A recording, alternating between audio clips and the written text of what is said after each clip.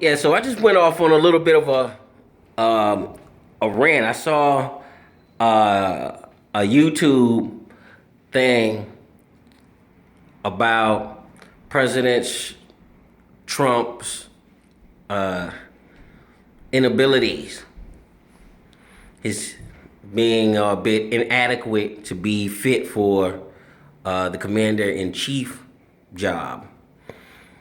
And I'm 47. I just turned 47 November the 2nd.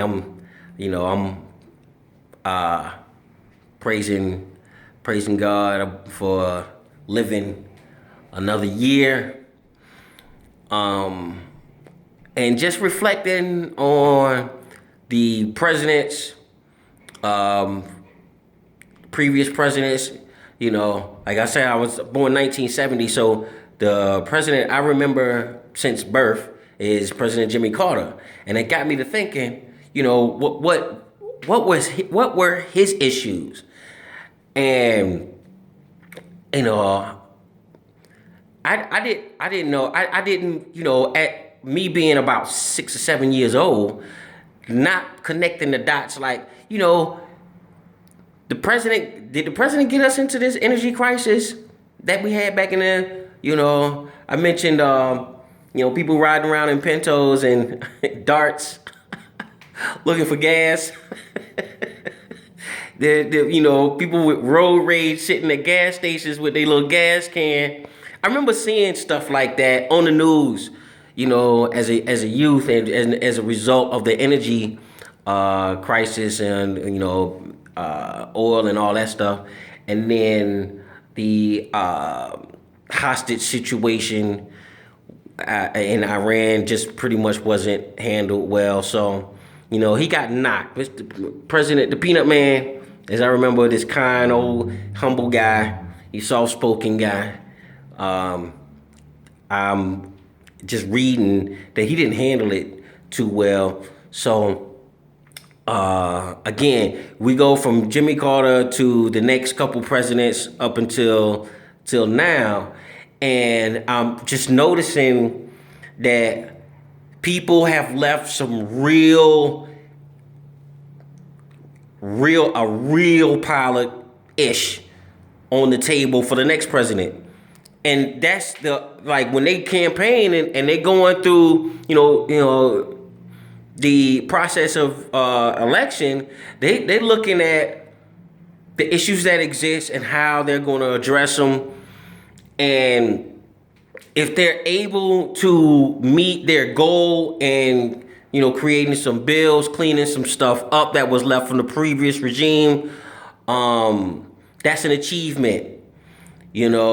That's their crowning achievement, especially if both Republicans and Democrats looking at what's presented and it actually works. You know what I mean? Obamacare. Look, I'm on the bottom of. I'm broke. I'm broke. I'm poor. I'm poor. I'm not. It's not a. I'm not now. I'm not an egotistical guy. And would I like to have money? Yes, I'd love to have money and be financially rich, stable, all that good stuff. But how things are playing out, I look at what's happening. People putting stuff on the table, and the first thing coming to my mind is, how is it going to translate to me?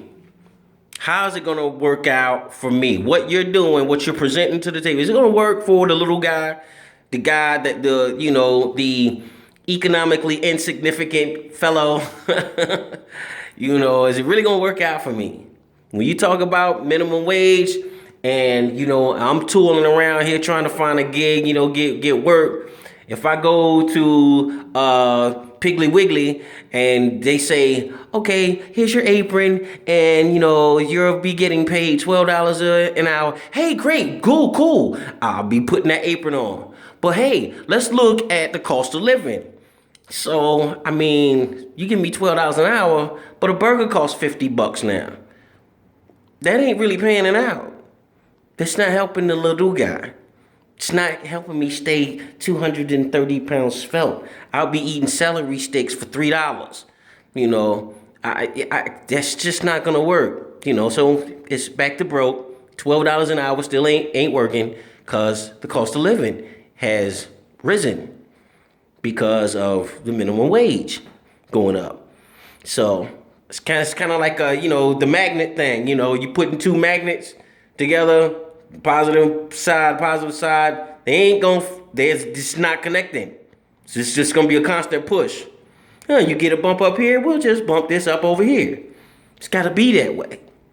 So it's a constant struggle to make ends meet. And that's what everybody should be really looking at when you are putting yourself in political situations or looking at political situations.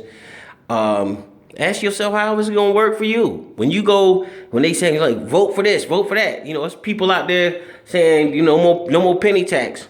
What does that mean to me? What does that mean to all of us? How's it gonna work out? Even with the rich, because this is the land of opportunity here. So say you go from broke to rich, and you was doing all that bashing about the rich, and now you got some dollars in your pocket, and here's Uncle Sam like, you remember that thing? Remember that thing you was talking about, and you was like, nah, I don't want to. Now you in the bracket, you got to pay, cause you rich now. I mean, it's not impossible. I mean, I'm broke now. I'm like, rabbit ears now. Doesn't mean I'm not going to be stacking later. Hasn't happened in 47 years. But say I get 80 and the lottery, something. I don't know, anything. You know what I'm saying? So, be open to everything. Look at both sides. Look at the rich and the poor.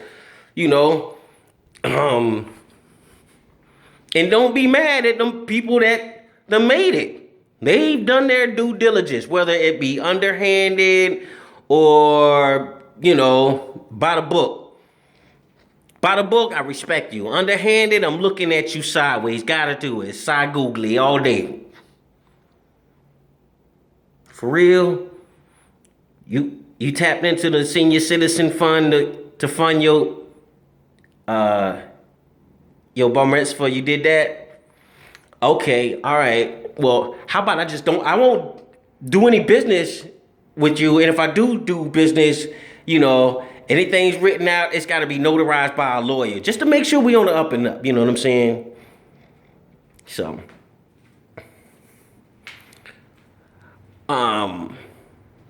but that's basically. I mean, I'm sitting here. I talk. I'm thinking to myself, and I don't know how many people are, listening because I'm, sometimes I talk out loud. But I say the best thing to do is, express myself, and record my concerns and my thoughts. As they're general, very, very general. That way, people can get a gist, of what I'm talking about.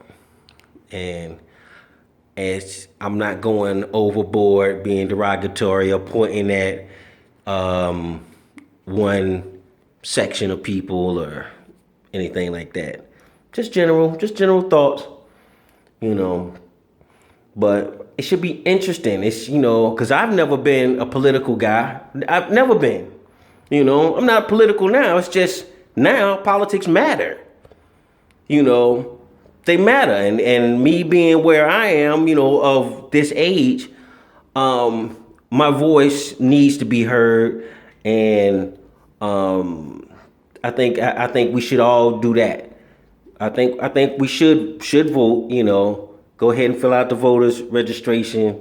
You think it doesn't matter, but it does.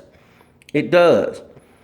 And we need to look at the qualities of these people that are coming up, because, our 45, Mr. Trump sitting in there. Who's after him? Who's next? I don't honestly believe he's going to be there for another 4. So who's next on the docket to put in a good word for our and do something about our concerns and our needs? Who's next? Who's 46 gonna be? I think that's a good question. I'll be back. This is Brian Brown. I'm in Clearwater, Florida, and in my apartment, sharing some thoughts. I'll be back.